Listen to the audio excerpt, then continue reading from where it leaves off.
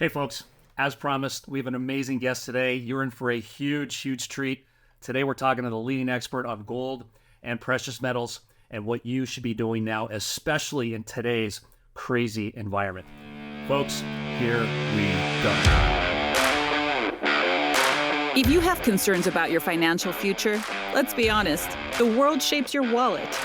We're taking you behind the scenes to look at what's really happening in the real world. Inform, prepare, and empower. This is the Full Disclosure Podcast with your host, John MacGregor. All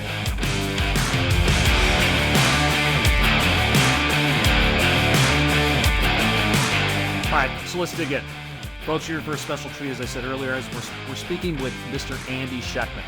And in my strong opinion, having spoken with a lot of so-called experts in the gold and precious metal business, Andy is the leading authority on precious metals, particularly gold. And Andy has been a prominent figure in the financial services industry for, what, Andy, 33 years now? Yep, 1990 we started. Wow. And he serves as president and owner of Miles Franklin Precious Metals, a company that has recently, get this, eclipsed $9 billion in sales. That's right, $9 billion with a B. Amazing. And I know Andy firsthand, he's developed a reputation of trust, collaboration, communication, ethical behavior, and on top of that, superior customer service. And on top of all that, what I admire about Andy, having spoken to him many times, seen him present, is he's an economic historian. And that gives an amazing insight into what's coming into the future. And that's what we're going to be talking about today. Andy, it's great to have you on the show. Thank you so much for your time. Great to be here. Thanks for having me, John. I appreciate it, buddy. Absolutely. So let's dive in, Andy. Lots to cover. I'm not sure we're going to get to all of it. We're going to definitely have you back in the future. And you've been gracious to say that you're willing and able to come on anytime. So we really appreciate that. But why don't we just start at a kind of a high-level overview of how and why you got into the precious metal business? Well, it was kind of, I guess you could say, my family's story is one of a very unlikely outcome, an unlikely cast of characters, maybe the most unlikely. My father and I started this company in 1990 on a wing and a prayer. My dad's middle name is Miles. His best friend's name is Franklin, who lent us $60,000 at the tail end of 1989 to follow a dream. My father, for several years earlier, had worked at a large precious metals company, in fact, speaking around the world on behalf of this company. But you go back 5 years earlier and then, he was a history major who wouldn't know a gold coin if it fell on his foot. One thing led to another. He lost his job in the early 80s, found a home in a precious metals company, and learned very quickly that it's not the what, but the why that matters. You know, when you buy a new car, coming to grips with spending the money to buy a new car is the important part. Picking out the make and the model, or the what, is the fun and easy part. Well, same thing true here. And he realized that it's about the why. And speaking on behalf of his company, or he really accelerated through the ranks.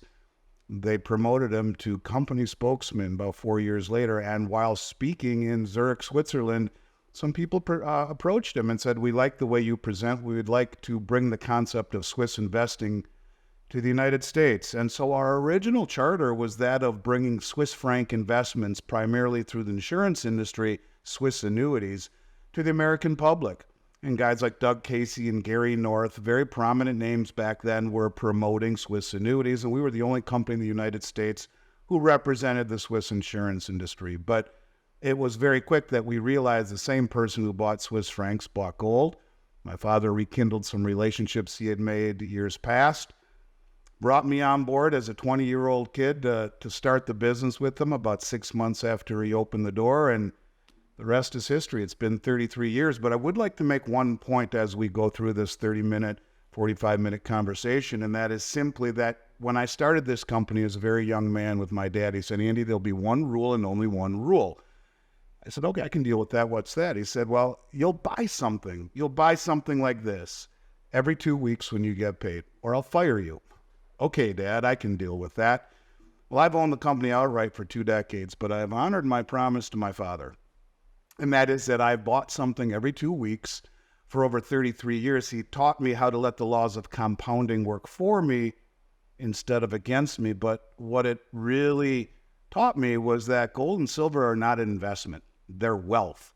They're wealth that has outlived every World War, two of them, German hyperinflation, the Great Depression, every pandemic, anything the world's ever thrown at it. Gold is still immutable wealth. And to me, as we go through this discussion, I want people to understand that it isn't an investment to me. It is wealth. And the most sophisticated, biggest money on the planet, that being the central banks, agree with me, because over the last 18 months, they've bought more than at any time in history. And you go back to 2019, the central bank, the Bank of International Settlements, reclassified it as the world's only other Tier 1 reserve asset. So it is a very important asset and growing more so by the day. That's kind of the history and where we are now, and happy to answer any questions you have regarding what we just talked about there or anything. What an amazing story. I mean, what an opportunity to start this business with your own father. I mean, what a blessing you had. And we're going to talk about the latter part of this show. I do want to talk about your business and you as an entrepreneur and what you learned from that, the mistakes you made, why you stuck it out, why so many other people quit. And I kind of want to get your insight into that and kind of the advice that you would give an aspiring entrepreneur or someone who's just, they want to get away from the 9-to-5 and they want to start their own path. So we're going to get into that, but let's talk about gold and precious metals. And, Annie, you know this, right now as a country, we're sitting on $33 trillion in debt and rising faster than it's ever risen. We've got $152 trillion in unfunded liabilities, $2 trillion in deficit spending, inflation and fuel prices on the rise. Those aren't coming down. They're not contained. We're in a period of societal decay, right? We're in a proxy war with Russia.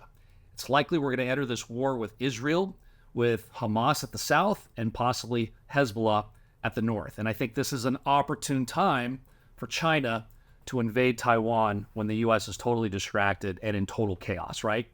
And so potentially we could be in 4 wars at the same time. Then we have BRICS, which I want you to talk about, if you will, because you're an expert in this. This is the new currency that's coming out by, Brazil, Russia, India, China, and South Africa, and many other countries as well. They've all raised their hand. They say we're very, very interested in that. And that currency is meant to replace the dollar. And then you have this digital currency. I mean, to me, to replace the dollar as well. It seems like this is the perfect storm going right now. Have you ever seen this in your lifetime, or as a country, have we ever seen all of this happening at once? No. It's crazy. And then we have a wide open southern border. It's another thing. I mean, I'm just scratching the surface of what's going on. Yeah, and I think it's important to understand that the architect of the United States economic policy, there are 2 people. One, the chief economic advisor, is a man named Jared Bernstein, who has a degree in music and a master's degree in social work. He's the chief economic advisor of the United States government. His whole premise is that of the dollar, or the exorbitant privilege that the United States has of being the world reserve currency, is one that we can no longer afford. He's written articles. He said that. That's a quote. Yeah, yes, that's and a the quote. report he wrote was called Dethrone King Dollar, that was picked up in the New York Times in 2014. And then when Trump put tariffs on China, he came out, this was picked up by the Washington Post, made all sorts of comments about, well, good, hopefully it destroys the world reserve status. He believes that it creates too many imbalances and inefficiencies and distortions in the U.S. economy. Maybe he's right, maybe he's not. But, if you think about the actions that we've done, first by weaponizing the dollar and then by telling Saudi Arabia, whom is the linchpin of the dollar hegemony, hey, thanks for everything, but we're signing an executive order, which he did, that we will be fully green by 2050, half green by 2030. And when you realize that that's our chief economic advisor, when you realize the number 2 economic advisor, Lael Brainerd, is a modern monetary theorist whose whole idea, as you mentioned, CBDC, is to roll out a CBDC, central bank digital currency, administered by the Federal Reserve. She ran point on FedNow, which just came out a few weeks ago. This is the Federal Reserve's version of Venmo and Zelle. It will replace all checks within a year. And she also, while working at the Fed, I think the Boston Fed, worked with MIT in development of another executive order that Biden signed, at the behest of the BIS, Bank of International Settlement, by the way, the same group that reclassified gold, the world's only other tier 1 reserve asset next to US dollars, also said every country in the world must have an operational central bank digital currency by 2025. That's Lil Brainerd's baby. So she wants to get rid of the banks, go modern monetary theory, and have a central bank digital currency. And the other advisor wants to get rid of the world reserve currency status. You couldn't make it up any better. And to your point, when you talk about what has made this country great, it is the unity. It is the respecting of authority. It is the fact that we were all pulling in the same direction. Go back to after World War II or the Great Depression, and now look at us. We're completely divided on every single topic. You're defined by who you voted for last year. And everything from transgenderism to cancel culture to censorship, these are things that are dividing the country even more. And law and justice and liberty and all of the things that have made this country great are also being questioned. So you're right. We are certainly not in a position to weather a storm. And then lastly, you mentioned how much debt we have put on. You're right. In the past 18 days, this country has added $444 billion to the deficit. That's an annual rate of $11 trillion. Now, we're not going to do that, but understand it took almost 200 years. It took till 1974 to accumulate our first $450 billion. We've done it in 18 days. So something's got to change, John. No question about it. We're heading off a cliff, and we got the pedal to the floor. Yeah, I heard a statistic the other day that every minute we're adding $8 million to our debt. So by the time we're done with our podcast in 30 minutes, I think that, that's $240 million. $240 million. Like that. You could have a lot of fun in Vegas with that, that's for sure. Exactly. So when you're looking at all this, and it's all happening, no one's doing a damn thing about it. Frankly, no one's even talking about it, except people like you and me, Robert, Rich Dad, etc. What do you think is the real agenda here? I think it is to reset the system and to point to a villain. You see, when Biden came out and said it's Putin's inflation, I said, aha, they're looking for a villain. Because if you studied Austrian economics for one day, you would know that inflation is always an increase in the money supply. It is a monetary event. We've added more money over the last 4 years to the United States economy than in the history of the country preceding it. So inflation is in the system thanks to the Federal Reserve and the brain-dead monetary and fiscal policy of the Fed and our government. And that's where inflation is. So when you weaponize the dollar as the world reserve currency, that's not something we should be doing. It's for world opinion, not for the administrator of the currency. And then you tell Saudi Arabia, hey, we don't need you anymore. And it is the protection of the Saudi kingdom that gives us the dollar hegemony. And then we make people wonder, is law and order really what it once was in this country? Are they divided? Are they the country that we once trusted so much? All of these things come into play. And when you envision a period of time, perhaps, where Saudi Arabia stands on a stage with the rest of the OPEC countries, all of whom are on the Belt Road Initiative, the largest infrastructure project in human history that the United States is not part of. It's China's attempt to connect Asia, South America, Africa, and parts of Europe. 175 countries or so are on it. Represents 75% of human population, 50% of global GDP right now. That's not even talking about the BRICS or the Shanghai Cooperation Organization or any of these other groups that Saudi Arabia is part of. But the fact that all the OPEC countries are on the Belt Road, you could see a time where Saudi Arabia says, hey, thank you. We appreciate the 50 years of protection, but now we are with the BRICS. We are in the Shanghai Cooperation Organization, which is the largest regional military and financial organization in the world. We signed a protection agreement with Russia. We told the BRICS New Development Bank that we want in. And by the way, we told everyone in Davos we're open to taking new other currencies for oil. So if that happens and they say, you know what, we're not going to take dollars anymore because you guys are going green anyway, right? Bang, just like that. The whole world has incentive to dump dollars. And when the dollars get dumped and they hit our shore, creating a tsunami of inflation, the byproduct of that is interest rates that go to the moon. And not what Powell does, but what the market dictates. And now you reset the system because you point to a villain. It was Xi Jinping and Putin and OPEC. How could they do it to us? Because look at it this way. The banks are on edge. They're over-leveraged and undercapitalized. The country is divided. We have more debt right now to the point where the largest amount of student debt ever, the largest amount of mortgage debt ever, the largest amount of household debt, 17 trillion ever, the largest amount of credit card debt ever, 1 trillion. 65% of the country paycheck to paycheck. 45% of the country earning over 100 grand paycheck to paycheck. So interest rates spike to the moon. The dollar gets dumped. The inverse of spiked interest rates are collapsing stocks, bonds, and real estate prices. The dollar gets dumped. There is your great reset. Bang, like that, everything resets. But wait, have no fear. Sign on the dotted line because Lael Brainerd is here. I'm a modern monetary theorist. I want there to be a culling of all of the banks that will blow up when interest rates skyrocket. I want you to take my central bank digital currency, and if you do, I'll make you whole. In other words, it is the reset. It's the reset that Klaus Schwab talked about. It's the reset that Thomas Jefferson talked about 300 years ago when he said, if we allow a central bank to control our money supply, first by inflation, well, we've seen that. More money created in the history of the country over the last 4 years than in all the years before. And then by deflation, you'll end up renting the land back from our forefathers or renting the land that our forefathers conquered. It's something like that.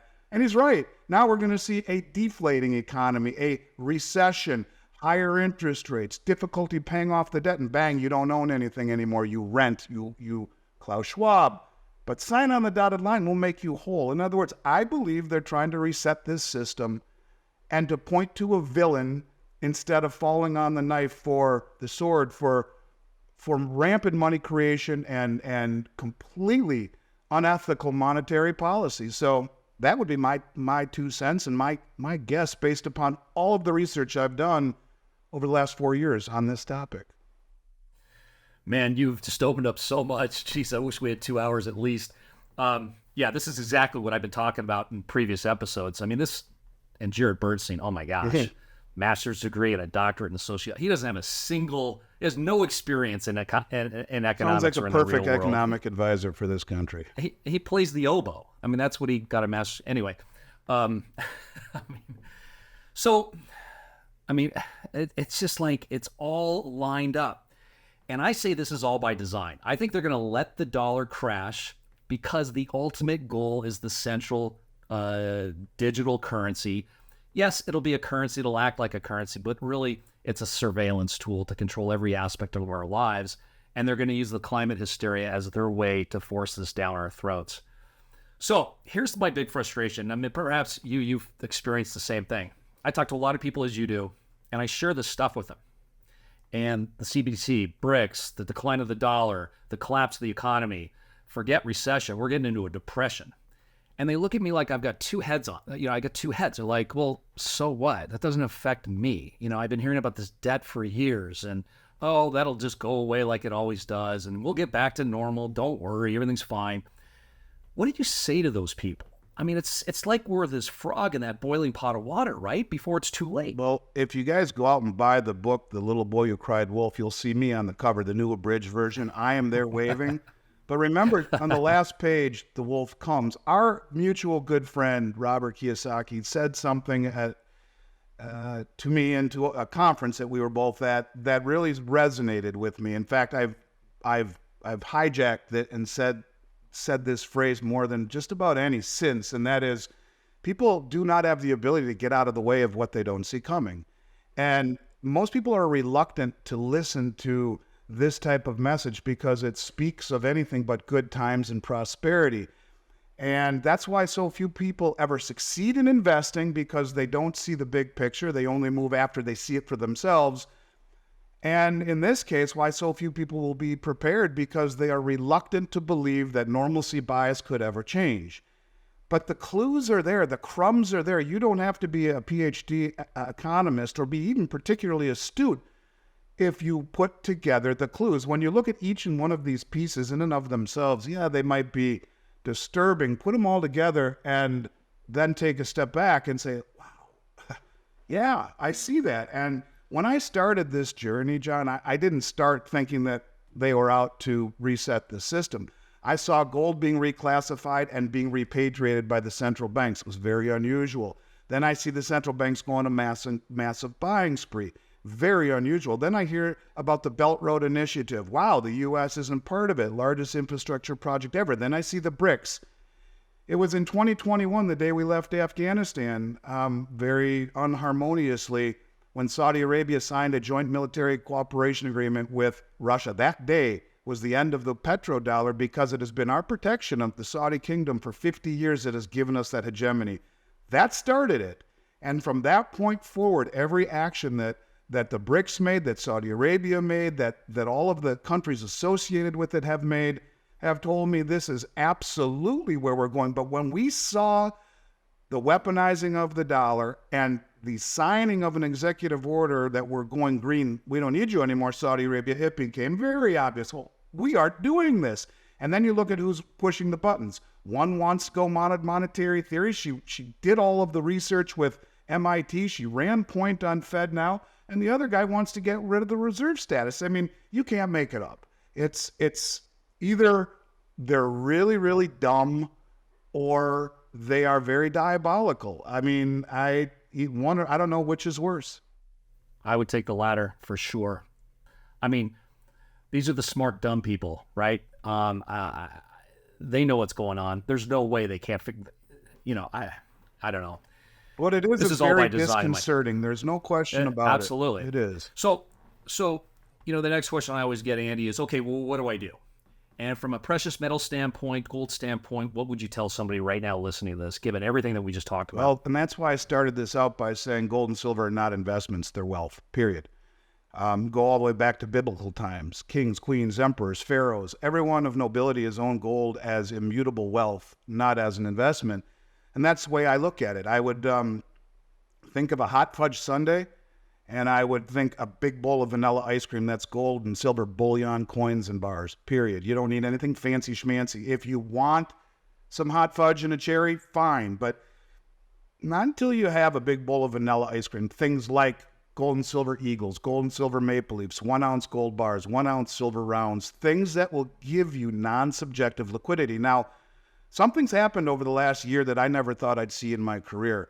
And that is, I'll name off a bunch of the states here: Alaska, Idaho, Texas, Nevada, Utah, Wyoming, Missouri, Kansas, Oklahoma, Arkansas, North Carolina, and a few others have passed legislation saying, you know what, this is a legal tender coin. And some of the states say only American made. Most say any sovereign mint coin issued by a government, mint past or present, would be considered legal tender within the state for all debts, public and private, including paying your property tax. Now, the law reads that it will be the value, the melt value plus any market premium. The U.S. Eagle has a $1 face value on the silver coin and a 50 on the gold. Obviously, neither are going to come into play when you're using them. But the fact that this has actually been passed and is now law in these states blew my mind. I kind of feel it's best to have 1 ounce coins made by the U.S. Mint if possible.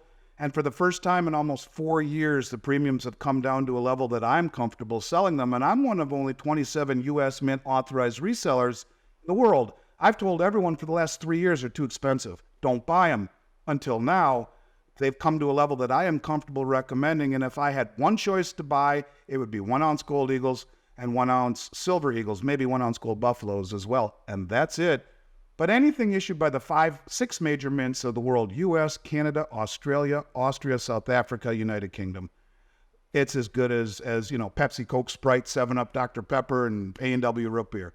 You may not like the way one tastes, but in the end, they all drink the same. Same thing with these coins. You may not like Queen Elizabeth versus Lady Liberty, but in the end, it's an ounce. If I had my druthers, it's 1 ounce American coins, both gold and silver. Excellent. So, Andy, great. Thank you for that. And I know a lot of people are listening and they're going to be going, okay, that's exactly what I want to hear. So someone has $50,000 or $100,000 or what have you. How would they go about doing that? Well, would they just take $50,000 and go? I'm sorry, go ahead. What was your question? No, I was just going to say, would they just go all in with the $50,000 or would they gradually get into it? How would they go about that? My whole career, John, I always spoke to cost averaging because it is the only way to truly smooth out the uncertainty curve. Right. I guess you have to ask yourself, there's a term that I've become very fond of called logarithmic decay, which says little by little by little by little by little by little by little, I'm paying all at once. It's like the Niagara Falls, little by little, the pitch changes, little by little by little. You can look at social aspects, you can look at economic aspects, all of the things. Look at censorship. When we were young, that wasn't even, the First Amendment was the cornerstone. And then all of a sudden in 2020, little by little, censorship. Can't say that, can't say that. And now, bang, it's in our face everywhere.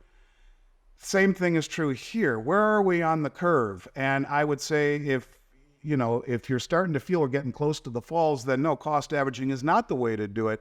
You don't buy a gun and then don't buy the bullets waiting for them to go on sale. That's a good point. I think first you buy a gun, you buy your bullets, and that's your core position. Now, if you want to buy more ammo, fine, do it as they go on sale to cost average. In other words, build your core position. And whatever that makes you feel comfortable with, whatever number that is, buy it. Put it away. Okay. Buy on the dips. That would be the way to do it. But I would argue that, look, again, remember the little boy who cried wolf? There I am. I've been saying this for a long time. I think we're living on borrowed time. I've been wrong. I'll be right. Even a broken clock is right twice a day. I don't know where we are on this curve or when the dam breaks. But I would say to most people, if you haven't bought, there's no time to screw around. I would buy it. Cost average when you can, when you have that luxury. But if you don't have any and you've been waiting for a pullback or whatnot, look around the world and look at what's happening and the speed at which it's accelerating. Every day it's something new. When I started doing these podcasts, it was little by little by little. Now it's little by little by little by little. Every single day there's another piece of the Jenga tower that gets pulled out. What's the piece that's going to knock it down? Don't know. But I would always say for 30 plus years cost average, I think we're running rapidly close to out of the luxury of that type of timing. So I'll leave that up to your listeners to decide where we are and where they are in their own personal stance. But I don't have a problem with cost averaging. I just think it's getting a little late in the day to try and get cute in terms of building a portfolio. Given everything that's going on. Right. We are running out of time, Andy, and I promised the listeners and the viewers that we'll get a little bit into your business and why you why you have been successful, why so many others struggle. What is it? What makes Andy tick? Why have you had tremendous amount of success while so many others struggle? 9 out of 10 businesses fail, right, in the first 12 to 18 months. We've all heard that statistic. What are some key takeaways for people that are aspiring entrepreneurs or just want to go out on their own? Well, it's guys like you. I mean, one of the biggest successes of my business is partnering with really quality people. You, Robert Kiyosaki, Rick Rule, David Morgan, Doug Casey. I mean, I know I'm missing a lot. Economic Ninja, the Big Swear, the list goes on and on. I've made friends. We've never had a customer complaint in 33 years and $9 billion in sales. Not one. Now, we've screwed up. Screwing up is part of daily life. Everyone screws up. But I think you're defined as a man or a woman or as a business owner by how you make it right. You need to be accessible. You need to be accountable. And I think accessibility and accountability are two of the most important things. Stick-to-itiveness, as my 6th grade teacher said. You gotta have strong fingertips and hang on, just sometimes hanging on to see the good times, doing things right, staying out of debt, making relationships, making things right when you make a mistake. Now, what I would say is something, again, I never thought I would see in my life.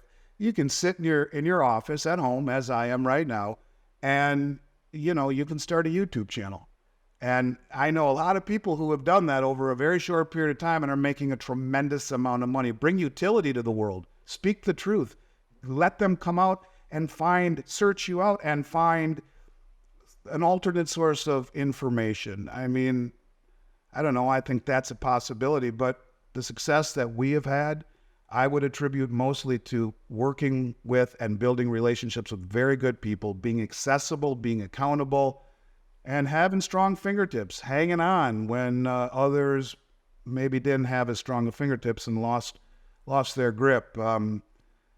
That's about as true of a statement as I can give you. That's beautiful. Robert talks a lot about having the team around you, right? That's kind of what you were talking about. You can't do it all yourself. Yeah, exactly. As I tell people, going out on your own, my goal was when I, at a very young age, I talk about this first story in my book, is I had this kind of transformational moment in my life that changed the trajectory of everything. And my goal really at a deep core level was to live life on my own terms. And that's what I went after. That was deeply meaningful to me. That was my why. As high level as that sounds, that I just lived and breathed living life on my own terms. But I'll tell you, the highs are high and the lows are low. And there are moments where I'm like, is this worth it? And, but, you just stick it out.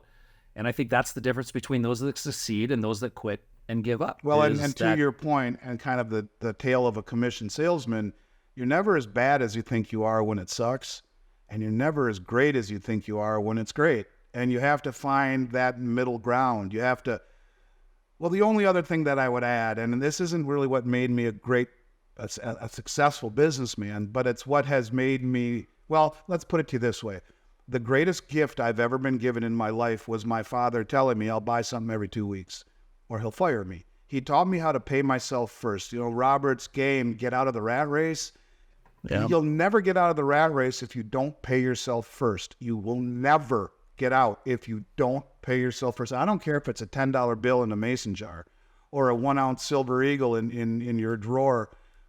Let the laws of compounding work for you instead of against you. And it's very, very important to always pay yourself first, be methodical on it, and be very regimented about it, and be angry at yourself if you skip. Double up the next time.